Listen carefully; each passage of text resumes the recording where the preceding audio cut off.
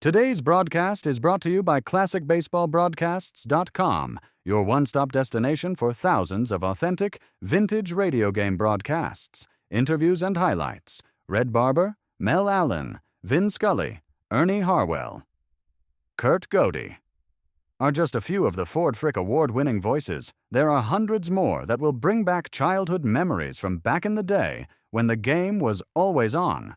From the crack of the bat to the roar of the crowd, relive the moments that made Baseball America's favorite pastime. Get started for free and step back in time listening to baseball's greatest moments.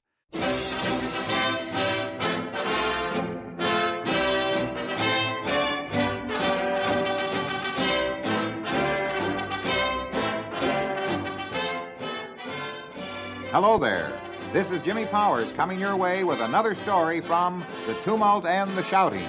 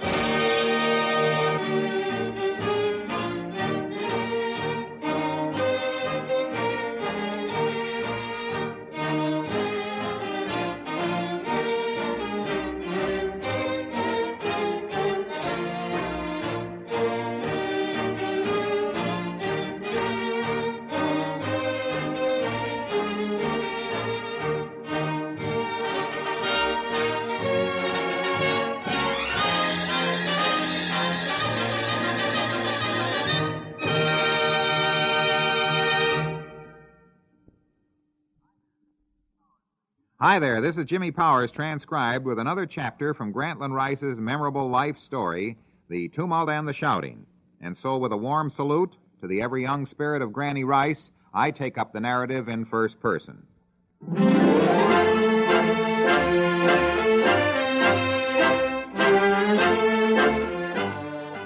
As we look them over in the big corral, as the years march by, as they rise and fall, here's to Big Pudge, my pick and my pal, the greatest Roman of them all. I witnessed my first football game in 1892, back in the sport's Stone Age.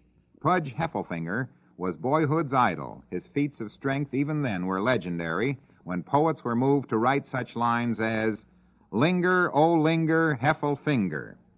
The granddaddy of the old blues was unquestionably the most amazing football player I have ever known. Pudge was the only football player in history whose active playing career extended over a 50-year span. Think of it, football, 50 years. When he was 48 years old, for example, he returned to New Haven to tutor the Yale line and handled the varsity linemen so vigorously in scrimmage that they had to order the old man out of there before he wrecked the team. When he was 54 or thereabouts, Heffelfinger played 58 minutes of an all-star charity game in Columbus, Ohio, mostly between Minnesota and Ohio State graduates, the majority of them just out of college. Even a sprained shoulder couldn't force him off the field. The late Bo McMillan played with Pudge that afternoon, and to his dying day attested that the old Yale immortal was the fastest man on the field. He was absolutely unbelievable, McMillan told me. At 54, he came out of the line like a thunderbolt. Heffelfinger played in his last game in Minneapolis at the age of 65 in a pro-charity benefit. To borrow a line from old Bill Shakespeare, "Cowards die many times before their death. The valiant never taste of death but once." When you looked at Pudge, you almost expected to see in the background the mystic figures of John L. Sullivan, Pop Anson, Snapper Garrison, Harry Varden, Barney Oldfield, and other unbelievables of the bygone sports era. Joe Williams, the sports columnist, once said that he had heard and read so much about Pudge that until he actually met him, he was certain the old boy never existed. There never will be another Heffelfinger. Old Pudge, Mr. Football. He was the greatest guard of all time, certainly a member of my all-time All-American. A fine old gentleman they still discuss in awed whispers under the elms at Yale. In any football gathering, Pudge gave forth an aura of shining light, a special ageless glory. He was the living symbol of the game, indestructible and forever young. Oldsters and youngsters alike worshipped him. Not long before Pudge died, in the spring of 1954, he received a fan letter from New York that included the following quotes. "I have seen you play on the field many times," it said. "I have seen you with two of the opposition hanging on, but still you plunged forward. You were indeed a one-man army." Signed, Bernard M. Baruch. Pudge had much to do with founding the New York Touchdown Club.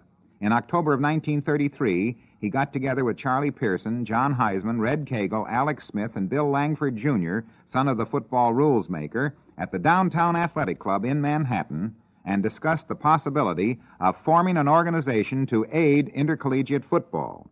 The idea was to bring about a fraternity of those who had scored a touchdown in college, hence the Touchdown Club.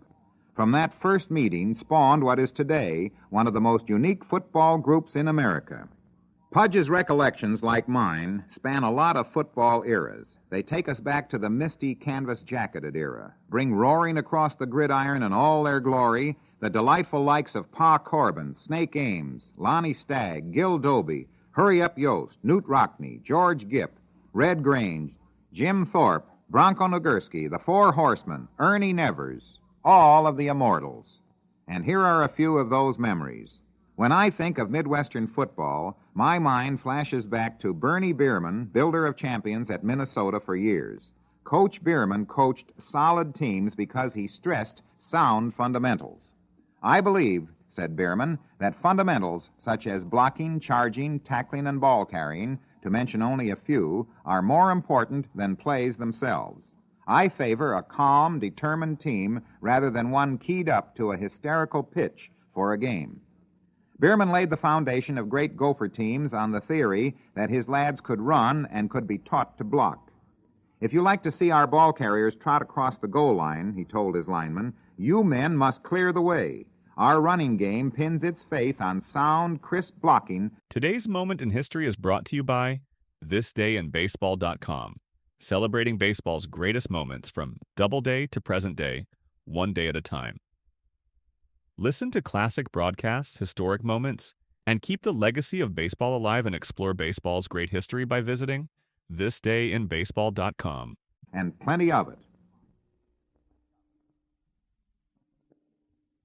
When I think of blocking consciousness, I am reminded of Jimmy Coffis, who played right halfback for Stanford 20 years ago. The Indians were up against Southern California in 1935 when one of the plays ended with a Trojan man on the ground, temporarily disabled. Little Jimmy, much concerned, rushed to the injured man and started massaging his leg vigorously. The fallen gladiator responded in time, took to his feet, and tried the leg gingerly. He flashed a smile of thanks at Jimmy and trotted back to his position.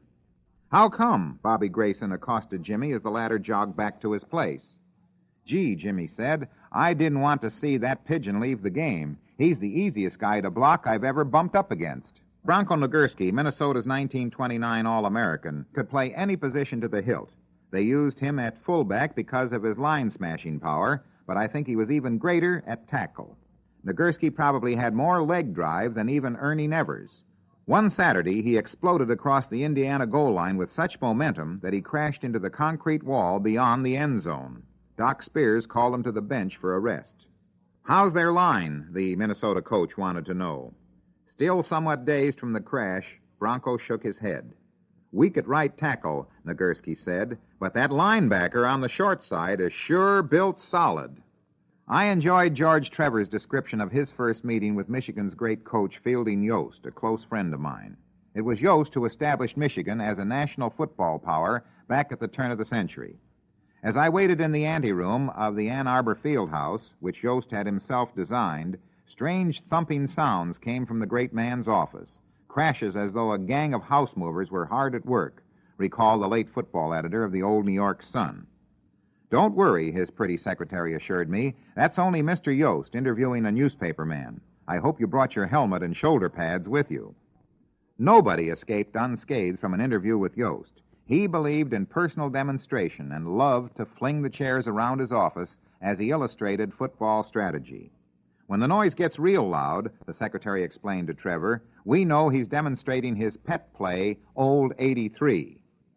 Antiques think of Hurry Up Yost as the man who built those unforgettable point-a-minute teams at the turn of the century. Boss Weeks was the quarterback, and Willie Heston was the All-American boy. It was a deadly combination. Heston was a stick-out halfback, one of the most amazing runners ever. In 1902, Willie and his Confederates all but demolished Stanford 49-0 in the Rose Bowl. For years, Coach Yost fretted and yowled because the score was omitted from the Pasadena records. He didn't rest until it was finally added to the archives. Michigan slaughtered Little Buffalo College 128-0 en route to the Rose Bowl that 1902 season. In the third quarter, Yost discovered a battered Buffalo player huddled among the Michigan subs on the bench. "What are you doing here, son?" he asked. "You're on the wrong side." "No, I'm not," the boy said. "I've been in there for 40 minutes, and I can't take it anymore. I'm on the right side now." I never saw a man who loved and lived football more. I once saw Yost block traffic in the middle of the street while he diagrammed a new play with a piece of chalk for Bottle Thompson, the Michigan fullback. From the fiery Yost to urbane Fritz Chrysler is a cycle in Michigan football. Both dramatized themselves while building all-conquering teams. Chrysler's spinner cycle offense was really something to see. It demanded expert execution, matchless timing, and flawless faking. Such an accomplished attack could not be taught to run-of-the-mill kids, but then Fritz didn't have ordinary material. He had the best his bird dogs could find. Ironically, Chrysler will be remembered longest at Princeton. He coached the unbeatable Tiger teams of 1933 and 35 before moving to Ann Arbor for the games he lost. Yale upset Princeton's of 34 and 36, and Fritz will never forget it. Perhaps Chrysler talked himself out of the 1934 contest, which the great Larry Kelly won on a pass from Jerry Roscoe. Fritz got so emotional during his pregame pep talk in the locker room that the Tigers walked onto the field quivering in every muscle. "Fellas," cried Chrysler, "you have 60 minutes for redemption and a lifetime for regret." The Princeton players were so worked up that they fumbled 7 times in the first quarter. "I hope the Rose Bowl has handles on it," jested Larry Kelly. The 11 Yales who started that day were still in there at the finish. Not one substitute was used. Well, that wraps it up for this time. So until we meet again to take up another chapter of the Grantland Rice life story, The Tumult and the Shouting, this is Jimmy Powers, transcribed, saying so long.